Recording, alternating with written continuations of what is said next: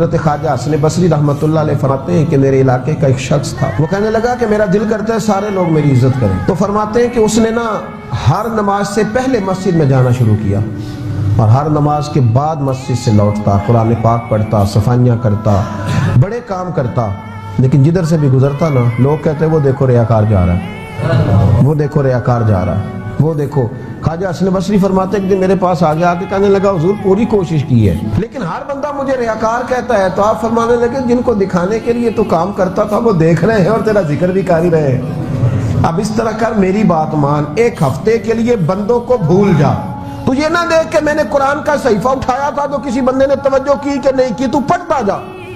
تو یہ نہ دیکھ کہ میں نے درود و سلام رو کے پڑھا ہے تو لوگوں نے فوٹو کھینچی کہ نہیں کھینچی، تو پڑھتا جا۔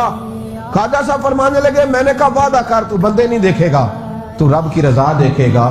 تو ایک ہفتہ لگا۔ خواجہ صاحب فرماتے ہفتے کے بعد جب وہ مجھے ملنے آیا نا تو اس کی آنکھیں بھی ہزاروں لوگ تھے، پیچھے بھی ہزاروں لوگ تھے۔ تو مجھے کہہ رہا تھا حضور یہ کدھر سے آ گئے، میں تو جان چھڑاتا ہوں، یہ کہاں سے آ گئے؟ تو میں نے کہا تو نے رب سے پیار کیا ہے تو رب نے اپنی مخلوق کے دل تیری طرف موڑ دیے۔